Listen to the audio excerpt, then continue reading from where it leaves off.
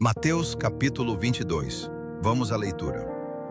Então Jesus, tomando a palavra, tornou a falar-lhes em parábolas, dizendo: O reino dos céus é semelhante a um certo rei que celebrou as bodas de seu filho, e enviou os seus servos a chamar os convidados para as bodas, e estes não quiseram vir. Depois enviou outros servos, dizendo: Dizei aos convidados: Eis que tenho o meu jantar preparado, os meus bois e cevados já mortos, e tudo já pronto. Vinde às bodas. Eles, porém, não fazendo caso, foram, um para o seu campo, outro para o seu negócio. E os outros, apoderando-se dos servos, os ultrajaram e mataram. E o rei, tendo notícia disto, encolerizou-se, e enviando os seus exércitos, destruiu aqueles homicidas, e incendiou a sua cidade. Então diz aos servos: As bodas, na verdade, estão preparadas, mas os convidados não eram dignos.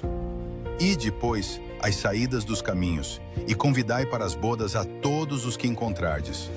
E os servos, saindo pelos caminhos, ajuntaram todos quantos encontraram, tanto maus como bons, e a festa nupcial foi cheia de convidados. E o rei, entrando para ver os convidados, viu ali um homem que não estava trajado com veste de núpcias. E disse-lhe: Amigo, como entraste aqui, não tendo veste nupcial? E ele emudeceu. Disse então o rei aos servos: Amarrai-o de pés e mãos, levai-o e lançai-o nas trevas exteriores. Ali haverá pranto e ranger de dentes, porque muitos são chamados, mas poucos escolhidos. Então, retirando-se os fariseus, consultaram entre si como o surpreenderiam em alguma palavra. E enviaram-lhe os seus discípulos, com os herodianos, dizendo: Mestre, bem sabemos que és verdadeiro, e ensinas o caminho de Deus segundo a verdade, e de ninguém se te dá, porque não olhas a aparência dos homens. Dize-nos, pois, que te parece? É lícito pagar o tributo a César ou não? Jesus, porém, conhecendo a sua malícia, disse: Por que me experimentais, hipócritas? Mostrai-me a moeda do tributo. E eles lhe apresentaram um dinheiro. E ele diz-lhes: De quem é esta efígie e esta inscrição? Dizem-lhe eles: De César. Então ele lhes disse: Dai, pois, a César o que é de César, e a Deus o que é de Deus. E eles, ouvindo isto, maravilharam-se, e deixando-o, se retiraram.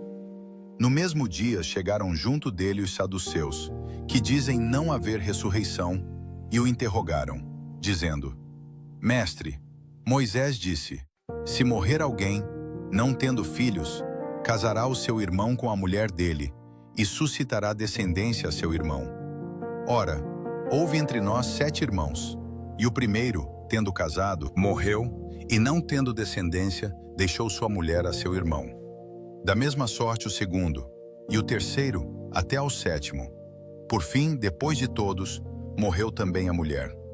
Portanto, na ressurreição, de qual dos 7 será a mulher, visto que todos a possuíram? Jesus, porém, respondendo, disse-lhes: Errais, não conhecendo as Escrituras, nem o poder de Deus. Porque na ressurreição, nem casam, nem são dados em casamento, mas serão como os anjos de Deus no céu. E acerca da ressurreição dos mortos, não tendes lido o que Deus vos declarou, dizendo: Eu sou o Deus de Abraão, o Deus de Isaque e o Deus de Jacó. Ora, Deus não é Deus dos mortos, mas dos vivos. E as turbas, ouvindo isto, ficaram maravilhadas da sua doutrina. E os fariseus, ouvindo que ele fizera emudecer os saduceus, reuniram-se no mesmo lugar. E um deles, doutor da lei, interrogou-o para o experimentar, dizendo: Mestre, qual é o grande mandamento na lei? E Jesus disse-lhe: Amarás o Senhor teu Deus de todo o teu coração, e de toda a tua alma, e de todo o teu pensamento. Este é o primeiro e grande mandamento. E o segundo, semelhante a este, é: Amarás o teu próximo como a ti mesmo. Destes 2 mandamentos dependem toda a lei e os profetas. E estando reunidos os fariseus, interrogou-os Jesus, dizendo: Que pensais vós do Cristo? De quem é filho? Eles disseram-lhe: De Davi. Disse-lhes ele: Como é então que Davi, em espírito, lhe chama Senhor, dizendo: Disse o Senhor ao meu Senhor: Assenta-te à minha direita, até que eu ponha os teus inimigos por escabelo de teus pés? Se Davi, pois, lhe chama Senhor, como é seu filho? E ninguém podia responder-lhe uma palavra.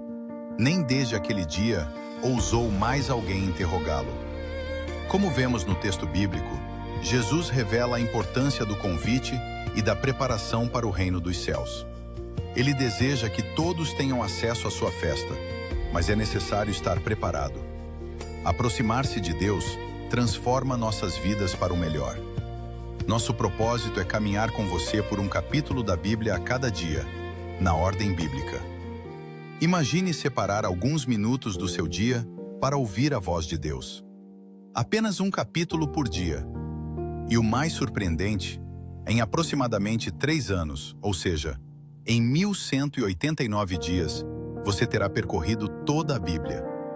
Não é um desafio pesado, é um caminho possível. É simples, constante e transformador. Entre nessa jornada conosco e deixe sua fé ser fortalecida todos os dias.